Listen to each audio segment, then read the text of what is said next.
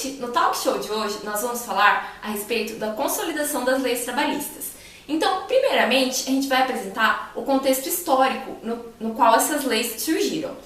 E também vamos receber especialistas que vão esclarecer dúvidas dos nossos telespectadores.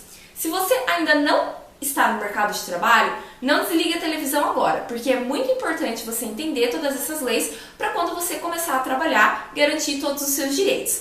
Nós também vamos falar a respeito de temas da atualidade, como a reforma da Previdência e também sobre a declaração do imposto de renda. Vem com a gente! Mas antes de tudo, vamos entender o contexto histórico em que a consolidação das leis trabalhistas, a CLT, surgiu. No Brasil, as primeiras discussões sobre direitos trabalhistas foram no ano de 1888, quando a escravidão foi abolida. Uma das figuras mais importantes nessa história foi o presidente Getúlio Vargas, que, utilizando uma política nacionalista e populista, tornou-se um grande líder político. Os avanços pontuais nos direitos trabalhistas, instituídos na década de 30 e 40, somados ao Código Civil de 1916 e as normas trabalhistas da década de 20, deram origem a uma legislação esparsa, que depois foi consolidada na forma da CLT. Após a Revolução de 1930, com a ascensão de Getúlio Vargas ao poder, a Justiça do Trabalho e a proteção dos direitos dos trabalhadores começaram a tomar forma.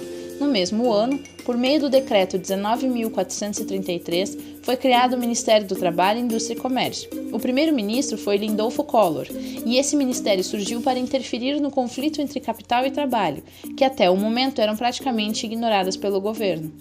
O passo decisivo para a criação da Justiça do Trabalho no Brasil, que passou a aplicar a CLT, veio com a Constituição de 1934. Essa Constituição também trouxe avanços importantes para os trabalhadores, como o salário mínimo, jornada de trabalho de 8 horas, repouso semanal, férias anuais remuneradas, indenização por dispensa sem justa causa e também sindicatos e associações profissionais passaram a ser reconhecidos com o direito de funcionar autonomamente. Em janeiro de 1942, o presidente Getúlio Vargas e Marcondes Filho discutiram pela primeira vez uma unificação das leis trabalhistas. O projeto começou então a tramitar pelo governo até sua versão definitiva e em 1º de maio de 1943, o Decreto-Lei 5.452 estabeleceu a CLT, sancionada pelo presidente Getúlio Vargas durante o período do Estado Novo. A consolidação se tornou um marco por inserir de forma definitiva os direitos trabalhistas na legislação brasileira. Foi assim que Getúlio Vargas ficou conhecido de forma inesquecível na história e para o povo brasileiro como o grande autor das leis trabalhistas. Depois de anos no poder e já desgastado politicamente, Getúlio Vargas renunciou em 1945. Então, a Assembleia Constituinte de 1946, convocada após o fim da ditadura de Vargas, acrescentou à legislação uma série de direitos: o reconhecimento do direito de greve, repouso remunerado em domingos e feriados, extensão do direito à indenização de antiguidades e a estabilidade do trabalhador rural. Uma conquista foi a integração do seguro contra acidentes do trabalho no sistema da Previdência Social. Após o início do governo militar, a Constituição de 1967 trouxe mais mudanças: a aplicação da legislação trabalhista aos empregados temporários, valorização do trabalho como condição de dignidade humana, proibição da greve nos serviços públicos, atividades essenciais e direito à participação dos lucros das empresas, regulamentou também o trabalho dos menores, fez a inclusão do seguro-desemprego para mulheres depois de 30 anos de trabalho, além da previsão do FGTS. Após o fim do regime militar, teve-se a promulgação da Constituição de 1988 pela Assembleia Nacional Constituinte, que foi considerada a mais democrática de todas, reforçando a legitimidade do poder normativo da Justiça do Trabalho. Dentre avanços propostos pela Constituição Cidadã, como ficou conhecida, destaca-se a proteção contra a despedida arbitrária, ou seja, sem justa causa, piso salarial proporcional à extensão e complexidade do trabalho, licença gestante sem prejuízo do emprego e do salário, licença paternidade, irredutibilidade salarial e limitação da jornada de trabalho para 8 horas diárias e 44 horas semanais. Destaca-se também a proibição de qualquer tipo de discriminação na admissão do portador de deficiência. Com a Constituição de 1988, a palavra trabalho, que na concepção antiga tinha o sentido de sofrimento e esforço, ganhou então um sentido relacionado ao conceito de dignidade da pessoa humana. Então, Então, agora que nós já conhecemos todo o contexto histórico em que a CLT foi criada, nós vamos receber as duas especialistas para responder as dúvidas dos nossos telespectadores. Então, vamos dar as boas-vindas para Marina Monfroy e Helena Steckenbach.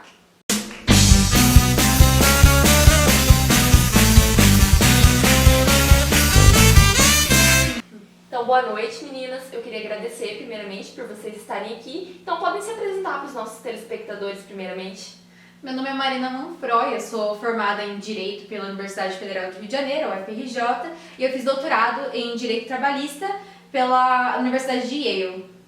Boa noite, meu nome é Helena, eu sou formada pela Universidade de Campinas, Unicamp, e eu fiz doutorado em História e Política em Oxford. Então, como vocês podem ver, nós escolhemos pessoas muito qualificadas para estar respondendo as dúvidas dos nossos telespectadores. Então, vamos para a primeira pergunta.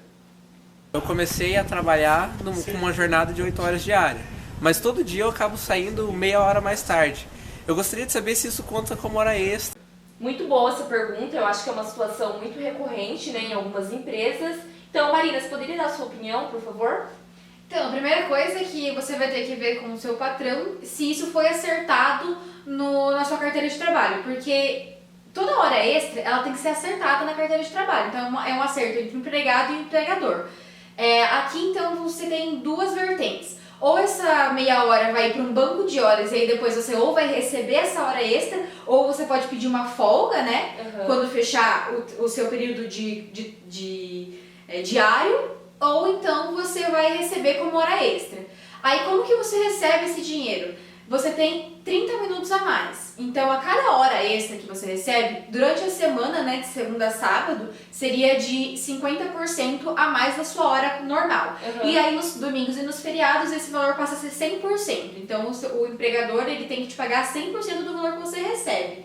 Mas também tem que lembrar de uma coisa, não pode ultrapassar as 44 horas semanais que um trabalhador deve exercer. E essa hora extra, ela também não pode passar de 2 horas por dia. Durante cada dia, você não pode ultrapassar de 2 horas trabalhando como hora extra. Uhum. E uma situação que ocorre também, por exemplo, a gente vê em grandes indústrias, que é dividido em turnos. Como que funciona quando a pessoa trabalha em um período noturno? Tem algum adicional também por conta disso? Como que funciona? Tem. A CLT, ela rege que uma parte dela tem o adicional noturno lá dentro da lei. Uhum. E esse adicional noturno, ele vai depender do tempo que você vai trabalhar. Então, vai ser proporcional à quantidade de horas que você trabalha. E esse adicional noturno, ele funciona assim. Ele vale das 22 horas até as 5 da manhã, para quem trabalha em indústrias, por exemplo. Sim. E para um funcionário rural, ele vai valer das 9 da noite até as 5 da manhã também. Uhum. E aí, esse valor, ele é de 20% a mais do que o seu salário, né, o que você recebe por hora. Que é a hora normal, digamos. Exatamente. Assim. Sim, muito obrigada, então. Então, vamos agora para a nossa próxima pergunta. Então, eu mudei de estado e o salário que eu tô ganhando agora é um salário mínimo, porém é maior do que o salário que eu ganhava antigamente. Por que isso aconteceu? Nossa, eu também não sabia a respeito disso. Você pode falar um pouco pra gente, Helena? Sim, o salário mínimo ele tem um piso nacional, que atualmente é R$ 937, mas existe uma comissão e então cada estado, com base no seu custo de vida e os fatores determinantes do cotidiano das pessoas, ele determina um piso estadual. E aí então cada estado vai determinar esse valor e o empregador ele tem que então estar pagando ao seu funcionário o piso estadual. A não ser que no caso o estado respeite o salário mínimo federal. Então agora a gente vai mostrar uma situação que ocorre muito, por exemplo, em indústrias, é uma situação muito comum, e daí eu queria que vocês falassem um pouco sobre o que a CLT garante, o que a CLT dá de direito e dever do trabalhador ou do empregador para uma situação como essa. Nossa, esse negócio só atrapalha. Por que será que eu tenho que usar esse CPI? Sobre a situação que a gente está assistindo aí agora, que a gente acabou de assistir no caso, é uma coisa muito comum mesmo que ocorre dentro da indústria. E o que a CLT fala a respeito? A CLT ela garante tanto ao empregador quanto ao empregado a questão de saúde e segurança dentro do trabalho. O empregador ele tem que fornecer EPIs para o seu funcionário e dar o devido treinamento de todos esses equipamentos de proteção que o funcionário ele tem que estar usando durante a sua jornada de trabalho. E o próprio trabalhador, no caso, então ele tem que estar tendo ciência da importância desses equipamentos, né?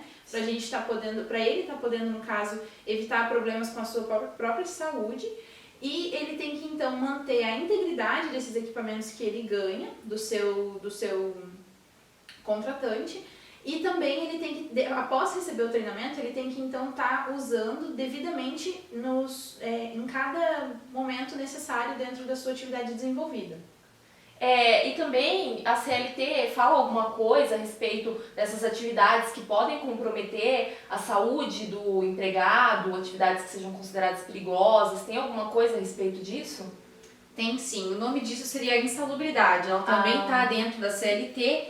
E lá, quando você tem uma atividade perigosa, por exemplo, você trabalhar com energia elétrica, coisa assim, você vai receber, dependendo do nível de periculosidade. Exatamente. Então, assim, se é mínimo, você vai receber 10%, médio 20% e um de grande risco, 40%. Então, o que acontece? Por exemplo, se você tem uma atividade lá que você vai trabalhar com produtos inflamáveis ou com a energia elétrica, como eu disse, no caso de roubo, ou produtos que possam prejudicar a sua saúde, você vai receber um excepcional maior. Então, isso depende muito da atividade que você está praticando dentro da indústria. Muito importante saber isso, né, para todo mundo que vai entrar aí agora no mercado de trabalho, tá conhecendo a respeito dessas leis, né, para estar garantindo todos os seus direitos, né. Vamos agora para a nossa próxima pergunta. Então, eu trabalho com ácidos e eu estou sentindo uma alergia muito forte e eu gostaria de saber se isso tem alguma relação com o meu trabalho, pois eu estou me sentindo meio que indisposto. Então isso seria uma situação de uma atividade insalubre, em que o funcionário estaria ganhando mais por conta do tipo de atividade que ele está desenvolvendo. Exatamente, essa aí entra na história da insalubridade. Então ele vai ter que ver com o patrão dele o que é que ele está mexendo exatamente para saber qual seria essa porcentagem que ele entraria, né? Na verdade seria mais dever do empregador, né? Tá alertando seus funcionários, né? E aí entra toda aquela história que a gente acabou de falar do EPI e tudo mais que ele vai ter que usar, né? Vamos para a nossa próxima pergunta. Eu estava me candidatando a uma vaga de emprego e me pediram para fazer um teste de gravidez. Eu achei estranho, mas mesmo assim acabei fazendo. Só que eu gostaria de saber, isso tá certo? Essa situação, o que a CLT diz sobre esse tipo de exame? Então, a CLT, ela diz que é totalmente proibido fazer isso, a mulher não precisa fazer um teste de gravidez na admissão, mas lembrando que isso é para admissão da mulher no trabalho. Inclusive, todos esses direitos trabalhistas que relacionam a mulher foram uma das primeiras conquistas aprovadas para estar colocando dentro das leis trabalhistas, protegendo a mulher, no caso, com relação ao trabalho, né? E, inclusive, também, só para constar, a gente não pode fazer discriminação na hora de contratar ninguém em relação à cor, ao sexo, à situação familiar e... Acho que é isso. Já que a gente entrou nesse assunto, então, da mulher, queria que vocês explicassem um pouco a respeito de como que funciona a licença maternidade, todos esses direitos que a CLT garante à mulher. Então, da licença maternidade é assim, ela não pode, então, ser demitida no período desde que ela descobriu que está grávida até 5 meses após o ganho do bebê, né? E, nesse sentido, ela vai precisar comprovar que ela tá grávida, que ela tá fazendo pré-natal, e essa comprovação vai vir dos exames médicos mesmo, que ela vai apresentar para o empregador para comprovar isso e aí tá tudo certo. E também o pai, ele tem direito a 5 dias após o nascimento, com relação a uma licença paternidade, e em caso de adoção, os pais, após a data da adoção, eles têm direito a 120 dias de licença também para estar, no caso, convivendo com o seu filho adotivo. Sim, muito legal tudo isso. Então vamos ver mais uma pergunta dos nossos telespectadores. Então, eu tenho uma dúvida. No bairro onde eu moro tem um mercadinho e o filho do dono, que tem uns 13 anos, mais ou menos, trabalha lá. Isso é certo? Então, queria que vocês falassem, né, nessa situação do trabalho do menor, o que a CLT diz a respeito disso? A CLT ela fala que, por exemplo, se nesse caso aí a criança trabalhando no mercadinho da família, mercadinho da mãe, essa prática ela está regulamentada desde que a criança tenha um acompanhamento, né, ali do pai e da mãe, e desde que isso não atrapalhe nas horas de estudo. Então ele tem que ter a hora de estudo e a hora do trabalho. Isso a CLT ela prevê que o jovem ele pode trabalhar dos 14 aos 16 anos como jovem aprendiz. E a partir dos 16 anos ele já pode ter carteira assinada, sendo que dessa idade, dos 14 até os 18 anos, ele não pode trabalhar em períodos noturnos também. Sim. Algumas semanas fui contratado por uma empresa e a minha carteira acabou ficando no RH e eu estou cumprindo alguns horários, não sei se constam no contrato. Como eu devo proceder numa situação dessa? Essa questão acho que eu posso comentar um pouco, vocês me corrijam, qualquer coisa se eu estiver errada. Mas, por exemplo, é uma situação que ocorre para pessoas que vão para estágio, depois vão ser contratadas.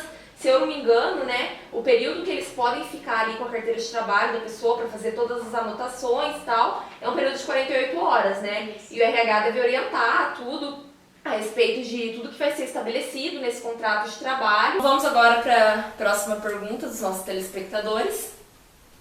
Eu queria saber como funciona essa questão de férias, 13º, porque eu tô querendo viajar, queria saber quanto eu vou ganhar, né? A respeito disso, né, que chega aí final do ano, todo mundo quer receber os extras, 13º, férias, como que isso funciona para receber isso, assim, o que a CLT diz? Bom, com relação ao 13º salário, o trabalhador ele tem direito ao 13º salário, ele sempre é pago no final do ano. Ou então ele pode estar sendo pago em 2 parcelas, na metade do ano e no final do ano, ou então integralmente no final do ano, entre os meses de novembro e dezembro. Ele tem direito a esse 13º após 1 ano de trabalho, ou então, caso ele não tenha ainda concluído 1 ano, quando chegar no mês de dezembro, no caso, ele tem direito ao 13º proporcional. Esse 13º salário ele vai estar sendo dividido em 12 parcelas e vai estar pagando proporcionalmente o empregado referente ao tempo trabalhado na empresa. Isso. E sobre as férias daí, como que funciona? Então, sobre as férias aí é 1 ano mesmo, não tem desculpas, tem que ter 1 ano de empresa para poder pedir as suas férias. E aí é aquela coisa, você pode receber o seu salário normalmente enquanto você não está trabalhando no período de 30 dias, que seria o tempo que a gente chama de férias. Essas férias elas podem ser divididas em 2 vezes, né, 2 períodos, mas o tempo mínimo para você estar de férias é de 10 dias. Bom, eu fui mandado embora do meu emprego, daí eu fui sacar meu FGTS e eu vi que eles não tinham depositado. Daí agora eu vi que eles estão liberando esse FGTS, daí eu gostaria de saber o que eu faço para conseguir sacar. Vocês poderiam explicar um pouco a respeito do FGTS, como que funciona, para que ele serve? Então, o FGTS, ele é uma garantia, né, do trabalhador, então ele vai receber esse dinheiro que é depositado todo mês pelo empregador se ele for demitido. Então, a partir do momento que ele é demitido, ele pode receber esse dinheiro como uma forma de... É como se fosse um acúmulo de bens, né? Tu pode estar sacando o FGTS para te adquirir bens futuramente, poder dar entrada na tua casa, poder estar adquirindo algum bem, porque ele é depositado na tua conta e vai sendo acumulado à medida que tu vai trabalhando na empresa, ou em mais de uma empresa também. Então, como que o trabalhador faz para saber se esse FGTS está sendo depositado? Então, ele vai receber na casa dele, de 2 em 2 meses, um extrato dessa conta, né, em que o empregador está depositando. Então, se no caso ele não recebe esse valor, esse extrato, ele tem que ir atrás para descobrir por que isso não está chegando. E outra coisa também que deve ter acontecido nesse caso do vídeo é que esse telespectador que não recebe, não tem nada na conta, provavelmente foi porque o empregador realmente não depositou. E aí ele vai ter que ir atrás para descobrir judicialmente para ele conseguir esse dinheiro. Sim, e a respeito do FGTS também a gente viu, né, que em dezembro do ano passado, nosso presidente Michel Temer anunciou que das contas inativas, né, do FGTS, ou seja, todo mundo que foi demitido por justa causa ou pediu demissão até dezembro de 2015, a partir de março desse ano podia estar sacando, né, o dinheiro dessas contas inativas. Então, essa medida, na verdade, foi para movimentar a economia do nosso país, né? Então, todo mundo que se encaixa nisso tem que ir até uma caixa econômica para buscar saber essas informações, ou também pode ser por telefone ou através de um aplicativo no celular. E vai ter uma tabela a respeito do mês de aniversário da pessoa e a partir de quando ela vai poder sacar esse dinheiro.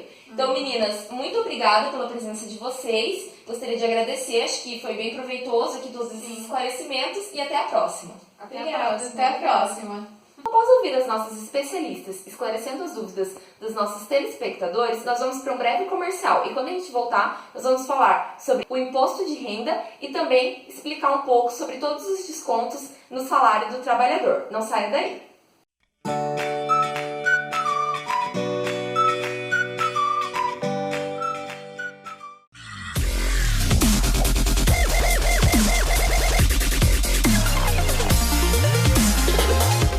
Segundo projeções populacionais do IBGE, hoje há 140,9 milhões de pessoas em idade ativa, enquanto em 2060 haverão 131,4 milhões, havendo um crescimento no número de idosos em 262,7%, demonstrando que futuramente a quantidade de pessoas contribuintes reduzirá de maneira considerável. Se fizermos essa conta, veremos que, no futuro, não haverá pessoas suficientes para trabalhar e pagar a aposentadoria da população idosa, e isso não é nada bom. Mas o que o governo está propondo? Você também está em dúvida sobre o que vai ficar diferente? Segundo as propostas que serão discutidas, a primeira mudança ocorreria na idade mínima para se tornar um aposentado. Agora, para que o contribuinte possa se aposentar, ele deve ter uma idade mínima. A proposta que está sendo votada é a de que os homens deveriam ter pelo menos 65 anos para se aposentar e as mulheres 62. Para saber qual será o valor recebido de aposentadoria, há um novo cálculo. Atualmente, o contribuinte pode receber o valor na íntegra, caso se aposente pelo tempo de contribuição. Na nova proposta, o cálculo é feito da seguinte maneira: tira-se uma média de todos os salários de contribuição. Dessa média, a pessoa terá direito ao equivalente a 70%. Para cada ano que superar 25 de contribuição, haverá um acréscimo de 1,5%. Para cada ano que superar 30 de contribuição, acréscimo de 2%. Para cada ano que superar 35 de contribuição, acréscimo de 2,5%.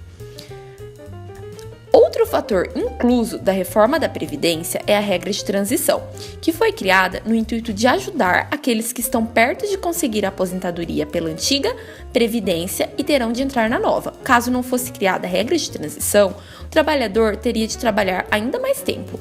O contribuinte passa por uma espécie de pedágio. Na proposta anterior, este pedágio era de 50%, ou seja, se faltasse um ano para a pessoa se aposentar, ela teria de trabalhar mais meio ano.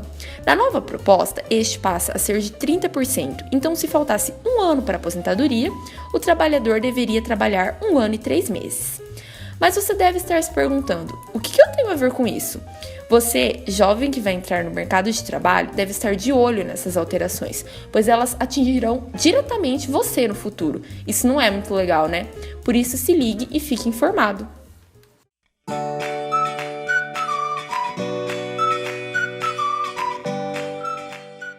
Então voltamos e agora nós vamos explicar um pouco a respeito de como é feita a declaração do imposto de renda. Porque no dia 28 de abril é o último prazo para todos mandarem a sua declaração. Então nós vamos explicar detalhadamente como você pode fazer a sua declaração.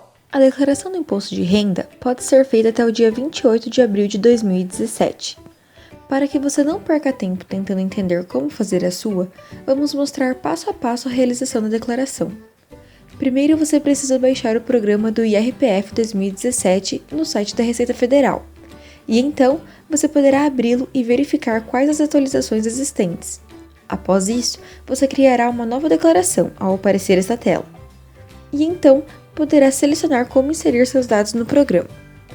Na próxima tela, você deve selecionar a opção Declaração do Ajuste Anual. Esse passo abrirá o sistema para a declaração. No lado esquerdo da tela, você terá um menu por onde deve navegar para fazer a declaração, a cada passo. No menu superior, o programa oferece uma calculadora e um botão de ajuda, caso você necessite. O primeiro passo é se identificar. É necessário informar todos os seus dados pessoais no cadastro do sistema. Ao final de cada etapa, salve as informações e pule para a próxima etapa no menu lateral esquerdo do programa. Após preencher todos os dados, o programa te mostra um resumo da declaração. Confira todos os itens e, se houver algum erro, retorna à página que tem a informação incorreta e corrige o dado.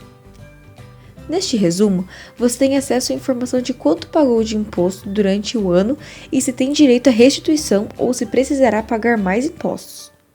Usando a ferramenta Verificar Pendências, você confere novamente todas as informações preenchidas na declaração.